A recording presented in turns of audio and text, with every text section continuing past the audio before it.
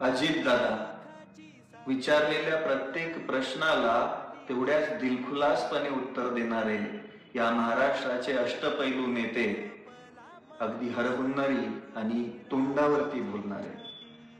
माझ्या राजकीय आयुष्यामध्ये सगळ्यात बड्या नेत्याला भेटायची पहिली वेळ म्हणजे 29 नोव्हेंबरला दादांची माझी समोरासमोर भेट झाली आणि त्यावेळेस पण महाराष्ट्राच्या हिताचाच दादांना प्रश्न विचारला.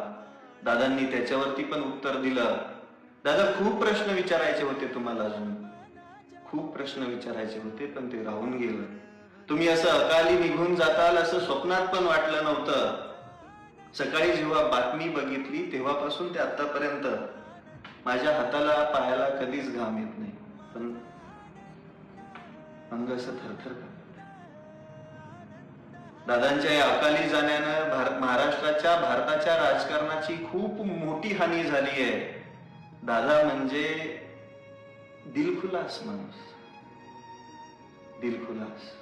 आलेल्या प्रत्येक संकटांना त्यांनी लिलया पेरलं आणि या महाराष्ट्रालाच नव्हे तर देशामध्ये रेकॉर्ड बनवला. सगळ्यात जास्त उपमुख्यमंत्री राहणारे अजित दादा आज आपल्यातून निघून गेलेत हे कोणालाही खरं वाटणार नाही, अनाकलनीय आहे.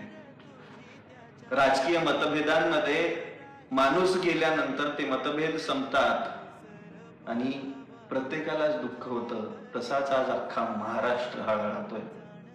दादा, ही खरंच वेळ नव्हती जाण्याची. तुम्हाला या महाराष्ट्राला मुख्यमंत्री झालेलं पण पाहिजे होतं आणि आम्ही तुम्हाला प्रश्न विचारलेलं आणि त्याची उत्तर ऐकण्याची आम्हाला उत्सुकता होती.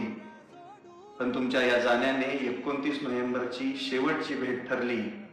आता तुम्ही कधीच दिसणार नाहीत, हेच खरं अनाकलनीय.